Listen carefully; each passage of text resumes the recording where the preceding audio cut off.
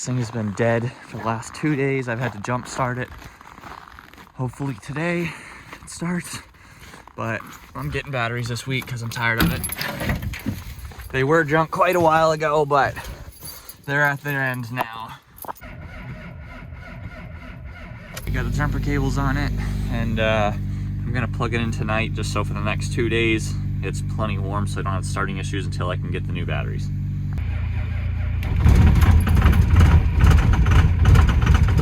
And then it runs like an abused cantaloupe for a moment.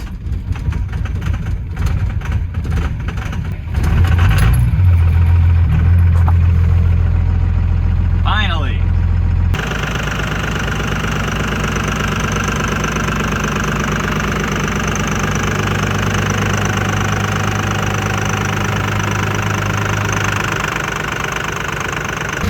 Goddamn hood latch is stuck.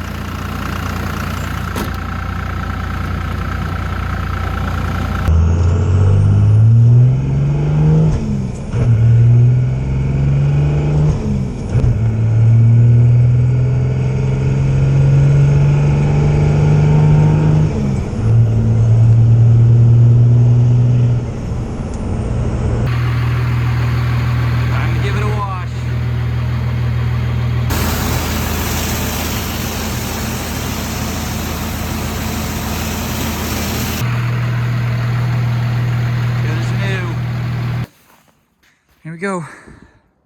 It's all plugged in for the night. All right, she should start like I just parked it.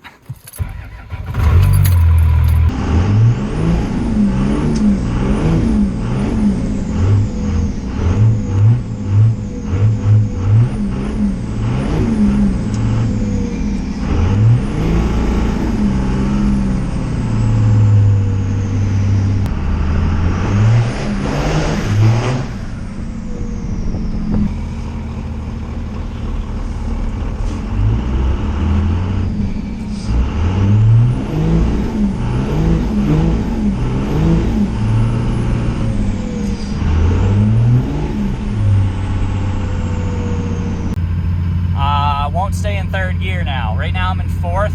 It takes every gear fine except third. Putting it into third feels like I'm putting it into friggin' like really thick pudding, and it just doesn't want to go in, and if I get it in and drive for a second, it just pops out.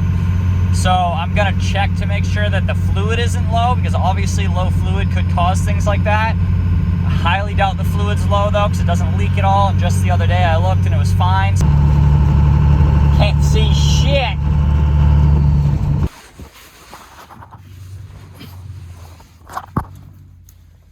Shit. It's got plenty of fluid in it. We got some snow today, dude. Wow.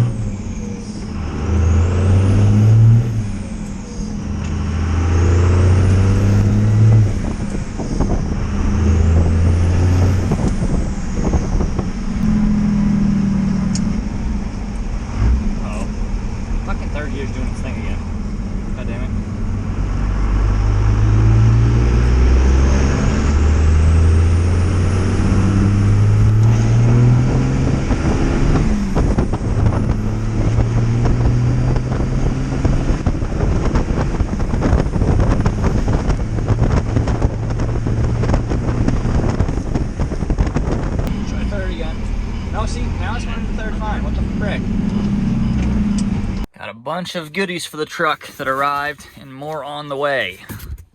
So we've got the transfer case saver kit, kind of just a simple little thing, but on these NP241s, maybe other ones, I'm not completely sure, but the one I have, There's like a clip inside the back of the transfer case, falls back and then loosens up, and I believe like the bearing falls out and stuff, and then the output shaft can shake around and basically damage the internals of the transfer case.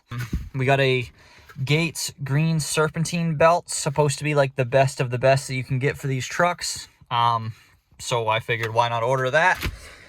Then we got my turbo oil feed line. Mine's pretty rusty under the truck, and I want to adjust it away from the exhaust manifold because it sucks up a lot of heat there. So it's actually a slight, cheap, technically free if you don't replace this, improvement to basically pull the line away from the manifold so it stays cooler. And then this big thing is the grill support, because if you guys remember, it is rotted out under my truck. And one more box showed up. So in here we've got a mechanical pressure gauge. Again, it's an oil pressure. It goes up to 100. Obviously the truck runs around 40 psi. And this is kind of like a heat sock. I don't exactly remember what it was called. But basically this is for the brand new oil feed line that we have. We're not only putting a brand new line on and moving it away from the manifold, but I'm also going to wrap it in this like insulation stuff. It's supposed to help dissipate heat. And then some more exhaust wrap. This is going to go around my manifold. Eventually I'm probably going to buy a Steed Speed manifold just to upgrade, but I mean there's nothing wrong with mine at the moment. There's no cracks on it. I'm not pushing high power and I don't tow a lot, so it should last a little bit longer. But I'm going to wrap it just because it doesn't hurt. And then we've just got a big assortment of the like metal zip ties to hold this stuff on. So we just got back from the Interstate Batteries distributor people. Got 2 new batteries here. I got to get some tie downs for them because I don't have any at the moment. It is time to install the stuff on the truck. Trying to think what I should do first. It's all pretty simple stuff, honestly. I think I'm going to do the grill bracket first. So if you guys remember, we replaced the grill to an aftermarket one. While we were in there, I realized how nasty the actual bracket was. Things rotted out, so nice new one. The little things all count. Just emptied the catch can real quick. Gotta remember to do that every once in a while. So there's our new one. There's our old turbo oil line. As you can see, it's a little crusty. It's not bad, but I figured if I was touching it, I didn't want to risk it being too rusty and me damaging it and then being out of luck, so I just bought a new one. So yeah, I just gotta crack these nuts off and replace it and then put it over here. Those are on there super tight, so I just soaked them with PB Blaster. I'm gonna let them sit for 10-15 minutes. While waiting for that, I'm gonna install the rear differential speed sensor. 1 bolt, 1 plug. So this is a little dangerous. I pulled off the old one, which definitely is smoked, but not the whole thing came out. The freaking cap's still right there. So now I gotta be careful it doesn't fall into the damn axle. And water keeps leaking on me. Took a minute of trying to pry upwards and outwards, but it's coming out. All right, we got that mess out. So time to clean the area just a little bit and pop the new one in. New one is in. Hopefully that solves our speedo issue. We got the old line off. Got the new one sitting there. I did already put the little heat sock over it. It's Velcro, so it's supposed to stay, but I still put 3 metal zip ties just because, you know what I mean? It's not gonna hurt. Might as well throw the new belt on as well right now real quick. Well, it's the wrong belt. I guess I accidentally ordered the one with the AC compressor. Mine does not have the AC compressor anymore, so it is too long. So now I gotta order the other one. Here is a big important one I should have done a long time ago. Lock cylinders and keys. So this was only like $14 for these 2 locks and 2 keys that are already set to the locks. Yeah, basically these doors were switched on the truck. When I bought it, they were already swapped, so they're not the same doors that the truck came with. So the key does not work in them.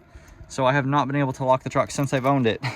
So I'm gonna throw these in so I can actually lock the damn thing now. So you just pull off your door panel real quick. Got 2 8mm bolts that hold the handle in place basically. And then that's literally all that holds this in place. And then your lock is right up here in the corner. I don't know if you guys can see it, but this is like a 2-minute job. Just like that, it pops out. You got to remove the little clip from here and the bottom handle clip. It's a little easier to remove from the bottom than the top while it's in there.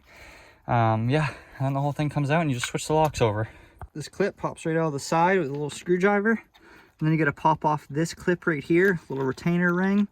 And then it just moves right over to the other side. And that's that. Yeah, that was dumb easy, guys. And now you just throw it back in the truck. And now we got a new lock. Just like that. I cannot believe I didn't do this sooner. Let's give her a test run. Well, I need door pins too, but closes, opens. See if we can lock it. And she's locked, guys. Does it unlock? It sure does. That is an awesome fix. That's probably the best fix I've done to the truck. And do the other side real quick. This one was actually straight up like busted out. I cannot believe how hard it was to separate these two. I didn't realize there was an additional piece that came off and it was stuck with this piece. I sat here, I let it sit in PB Blaster for probably an hour and a half, and then I just sat there until it was glowing red and used a pipe wrench, and it's still just screaming as it was trying to turn off. The only problem now, though, is I got it off, but it kind of looks like there was a O-ring in there, and with the amount of heat I used, definitely is not an O-ring. There's one on the other side, which we didn't damage. I made sure to pay attention to that. But on this side, it kind of looks like there was an O-ring in there. I gotta see if the new one comes with one. If not, I have to get an O-ring, but at least we finally got that off. That was insanely tight. So we got the bit back on. Same deal with this. It does look like there was a little O-ring style bushing thing in there, so I gotta put one back in that. I can't just put it on there. It'll probably leak. So that took way longer than I expected. Took ignorantly long to get the old connecting piece out, and then just getting this back on, I was really surprised how tight this actually needed to be for it to be tense and not have this thing wiggling around. But officially done. Turning the timing back up on the truck because I actually forgot. I thought that I pretty much had the tuner maxed out, but since we had not adequate fuel pressure before, it was doing that weird thing where it would shut off after I did a pull. We've got proper fuel pressure now, so I am basically advancing the timing again. So it's still not over yet. I left the truck idling with the exhaust brake on for probably 10 minutes, 15 minutes, and it actually is still just barely leaking out of the top. So I gotta take it back off, open it back up again, and do something about the seal, because obviously it's leaking at the seal part, which I did put something in there, but it's just probably not adequate enough.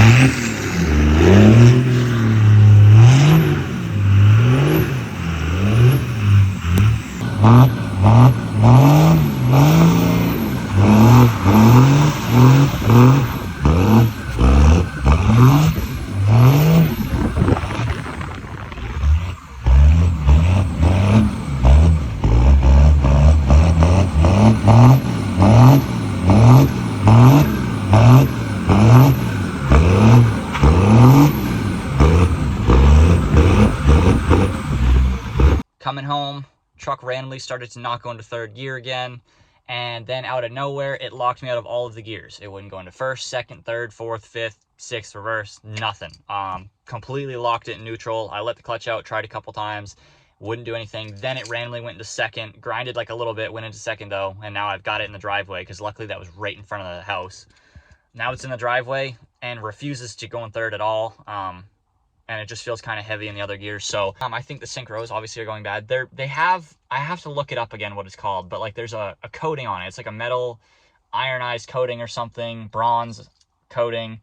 And basically as the synchros go bad, the coating falls off and it can go into the rest of the gears, and I'm pretty sure it can mess up the other synchros, and it kind of just messes up all your stuff. Once something starts going bad in there, it messes up everything else.